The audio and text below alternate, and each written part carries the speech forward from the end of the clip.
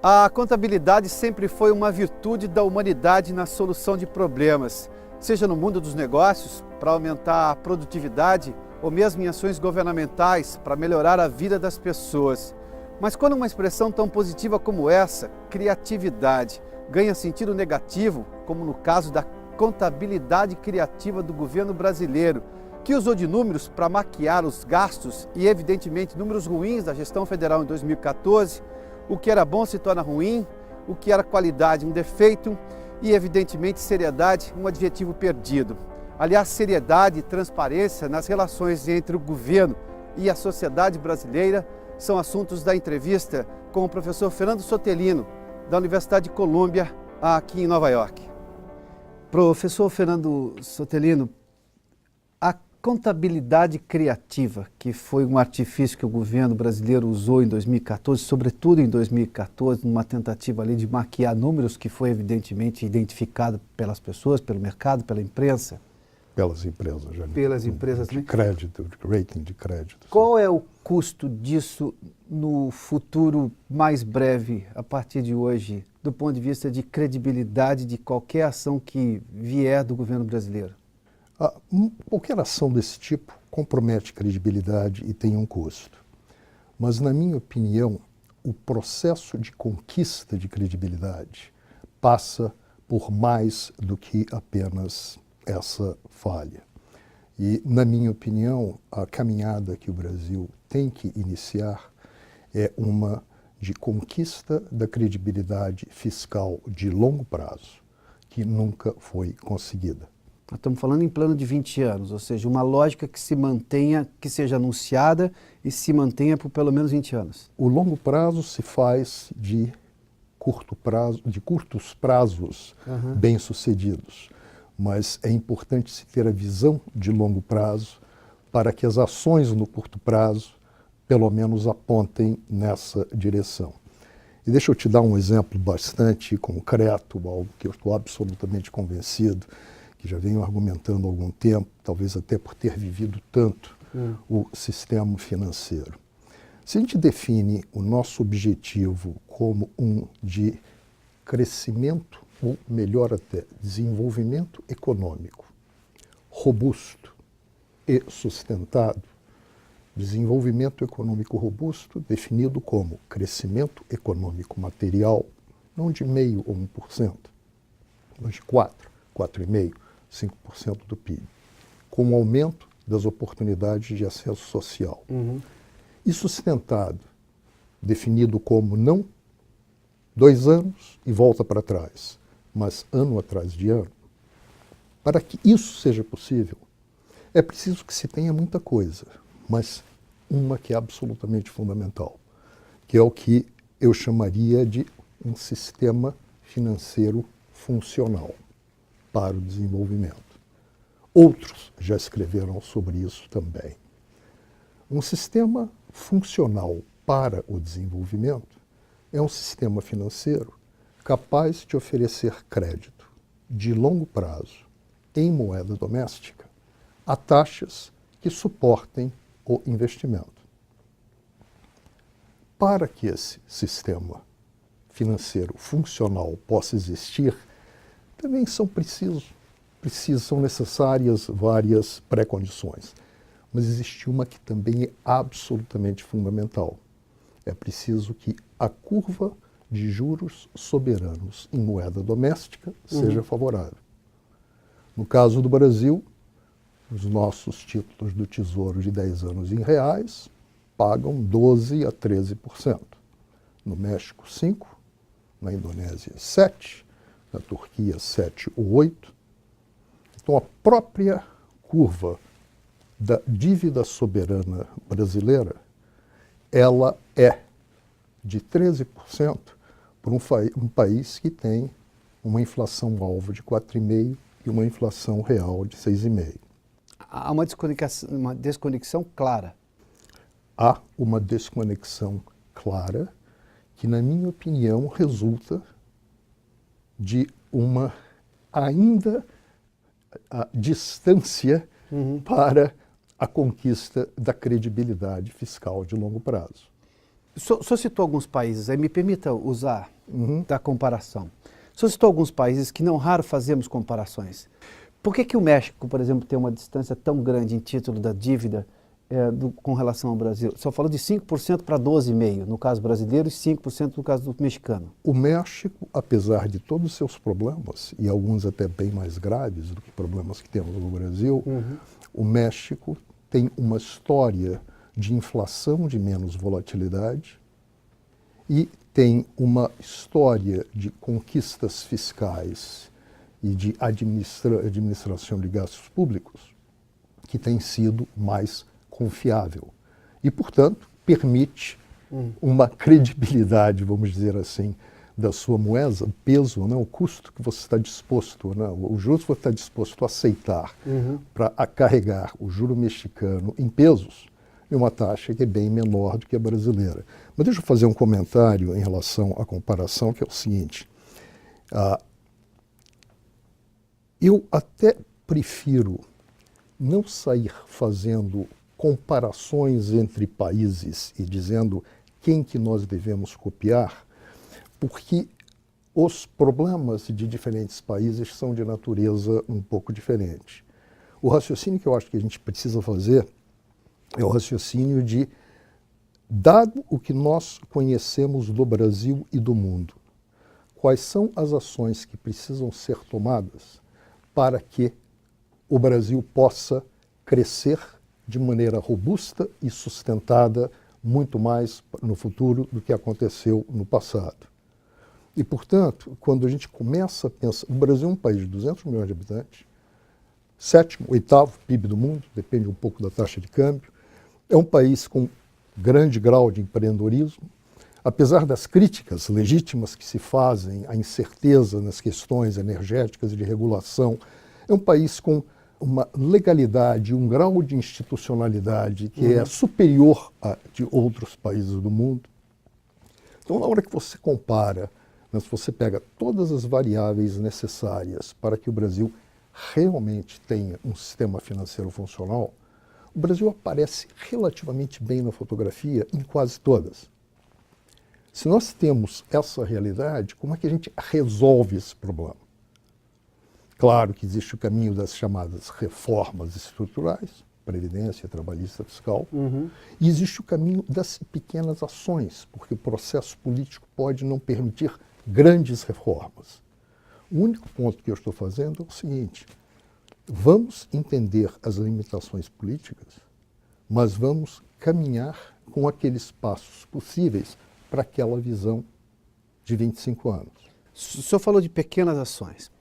Não raro o debate brasileiro, creio que até esteja viciado, que ou saem as grandes reformas, e aí eu estou falando de reforma fiscal, eu estou falando de reforma previdenciária, eu estou falando de várias outras reformas que providenciem, por exemplo, menor burocracia, ou mais facilidade, menor carga de impostos, sobretudo para o setor produtivo, ou senão o país não vai andar.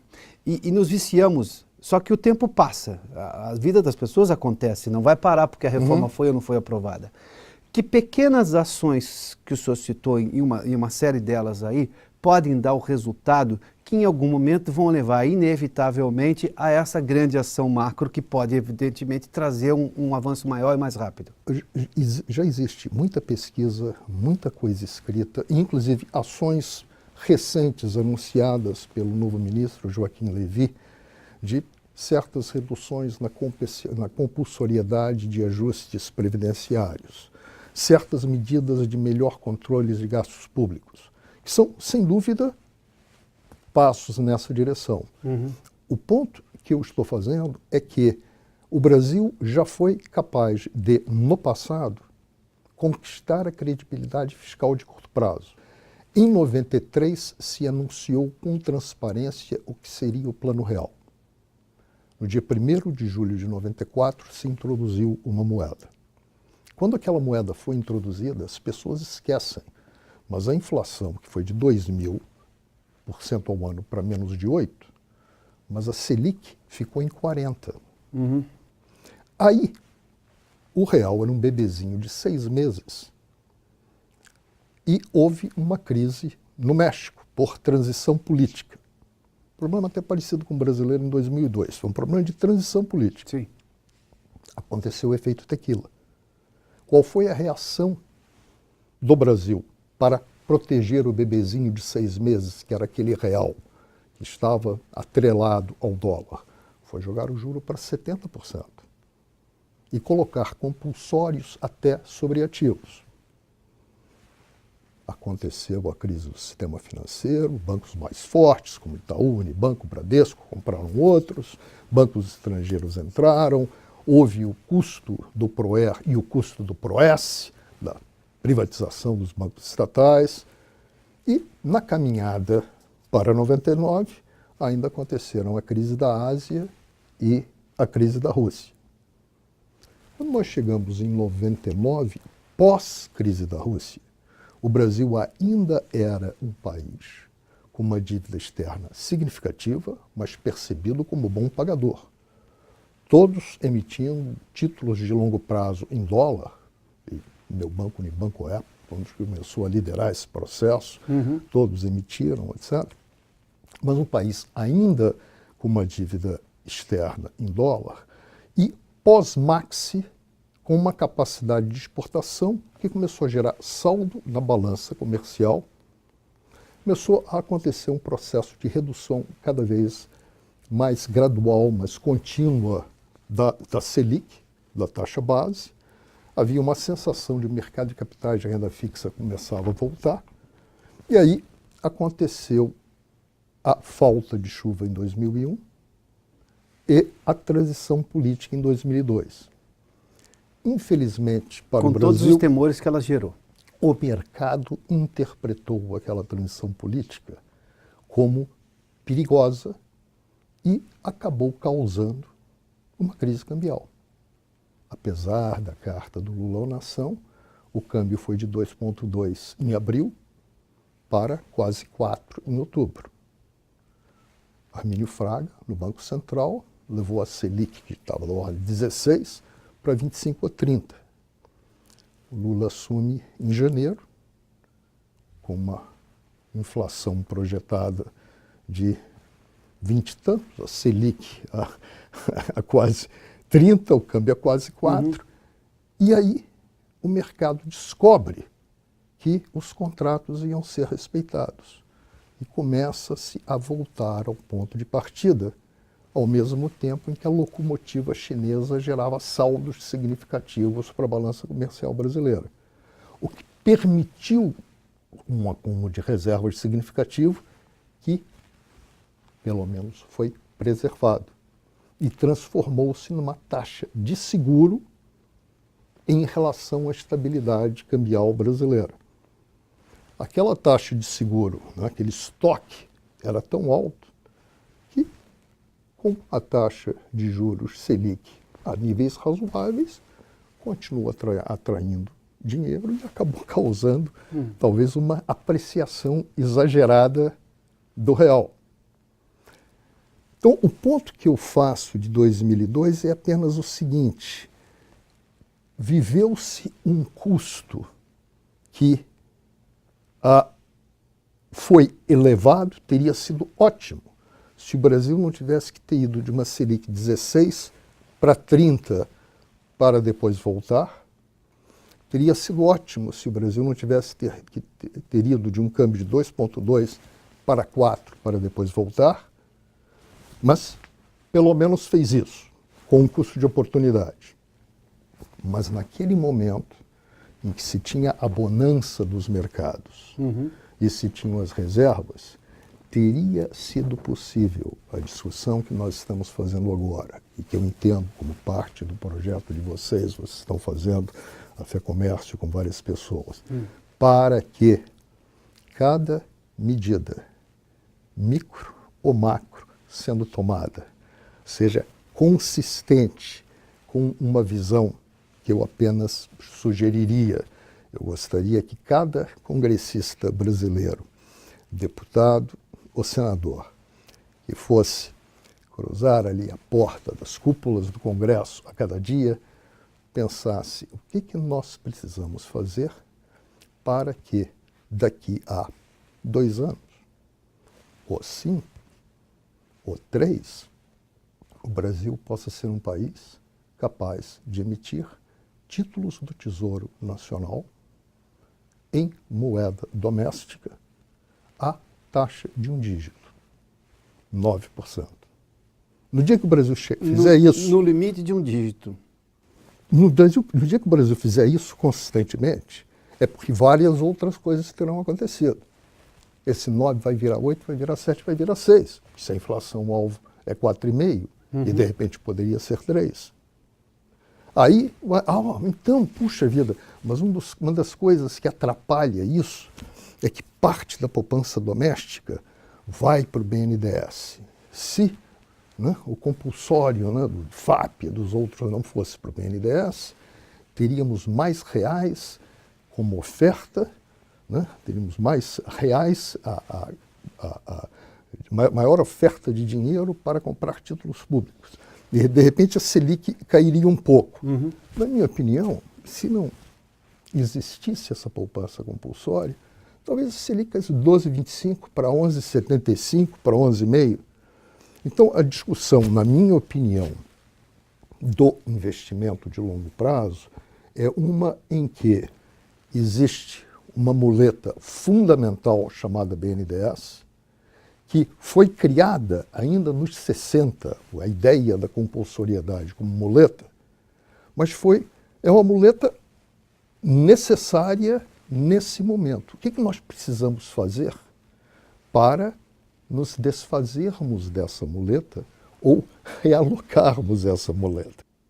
Deixa eu botar alguns assuntos que as pessoas não raram quando vão discutir o país e reclamar dele, sobretudo nessa questão de produtividade, colocam como evidências claras de por que não vai dar certo nunca. Não sei se de forma exagerada ou não, se de forma repetitiva ou não, mas isso vem à tona sempre. As relações trabalhistas são complicadas no Brasil e, portanto, contratar é muito caro. E isso, em tese, reduziria o empreendedorismo e isso, de alguma forma, aumenta a informalidade ou que as pessoas atuem de uma outra maneira nessa relação. A outra coisa, a burocracia brasileira é insuportável. E aí a terceira coisa, dentro dessa tríplice coroa de espinhos aí, a burocracia que é problemática e a relação trabalhista é ruim, aí também é adicionada do quê? De carga tributária elevada e injusta. Elevada poderia ser, mas não necessariamente, no caso brasileiro, chama-se de injusta. O que disso dá para resolver rapidamente para sair desses 3 nós, ou do nó maior? Eu acho que rapidamente, muito pouco, mas eu tenho visto várias sugestões concretas em cada uma dessas 3 que apontam na direção correta. Na questão da reforma previdenciária, aposentadoria aos 65 ou aos 70. Na questão da pensão para viúva ou para família, aposentadoria integral ou um valor menor, dado que a família diminuiu de tamanho. Todas essas coisas são absolutamente legítimas, na minha opinião, e estariam dando uma contribuição material para essa caminhada. Na questão da tributação, será que conseguimos migrar? Essa é bem mais complicada, por causa dos estados e a guerra fiscal entre os estados, mas será que conseguimos migrar de um processo fiscal complicado, cheio de impostos indiretos que acabam aumentando o custo da produção, para impostos mais simplificados, quase que na ponta do consumo? Então, se você está pagando, em média, 30% de imposto na tua conta de luz ou 40% de imposto na tua geladeira, como é que a gente consegue fazer isso migrar para ser um número mais claro, quem sabe até um pouco menor no agregado total, mas absolutamente transparente, que te faz até mais inteligente na decisão de consumo e faz o processo de arrecadação ser muito mais simples e, portanto, reduz o custo de oportunidade das empresas. E ainda na questão fiscal, coisas que começam a ser discutidas, e aí existe a questão da injustiça, que eu acho que é um ponto relevante, que é o fato de que realmente os ricos pagam muito pouco imposto no Brasil. Eu faço um convite que as pessoas pensam, vamos sim, entender que várias coisas, burocracia, Menos burocracia vai ajudar. Sistema fiscal mais eficiente vai ajudar. Eliminar corrupção e gastos desnecessários vai ajudar. Nível de educação maior, de maior entendimento das coisas para um debate político mais rico, vai ajudar. Se me permite o simplismo, é a ousadia e a coragem da iniciativa, de tomar a iniciativa. E de discutir com clareza, sim. De expor-se à discussão, intelectualmente honesta. Uhum. Nisso não andamos muito. Avançamos, mas não na velocidade que gostaríamos. Não na velocidade que gostaríamos. Mas no momento em que terminar o processo político eleitoral brasileiro recente, ele foi muito agressivo, sim. Ele foi dividiu muito o país, mas ele trouxe à tona pontos importantes que continuam aqui na mesa para nós discutirmos, nós estamos discutindo aqui, e com aprendizado adicional para aqueles que agora estão no poder. E algumas ações vêm sendo tomadas que mostram que algumas dessas lições foram absorvidas, aprendidas, entram melhor na discussão. Do outro lado, há que se ter a consciência que o problema social brasileiro é grave. Nesse ponto, eu tenho uma opinião um pouco diferente da maioria das pessoas com relação à carga tributária no Brasil. Eu admito que ela é relativamente alta em relação a países emergentes, 36% do PIB, comparado com 20% para o México, mas eu acho que, dada a magnitude dos problemas sociais no Brasil, a falta de recursos para investimento em infraestrutura, se nós realmente quisermos ter um país robusto e desenvolvido, vai ser muito difícil fazer esses 36 voltarem para 21. O que se precisa fazer é arrecadar muito melhor esses 36 e gastar melhor ainda. E a discussão política que eu vejo, ela é muito binária e às vezes até parecida com o que você vê em outro mundo. Eu quero o benefício, mas eu não quero pagar por ele. As classes mais ricas dizendo não dá para pagar mais, porque mesmo que a gente pagar mais vai ser mal gasto. E aí você está num círculo vicioso. A gente tem que partir do princípio que o governo é para ser sério. E nós temos que acompanhá-lo, fiscalizá-lo e exigir que assim o seja. E como nós queremos algumas coisas, tem que ter receita para isso. Que receita? Sair do imposto da produção, vamos tributar o consumo e a renda. Sim. Dá para fazer de uma vez? Sei lá, chama... Não, tem que ser aos pouquinhos. Tá bem, mas pelo menos é para lá, não é para lá. Professor Fernando Sotelino. Ok? Obrigado.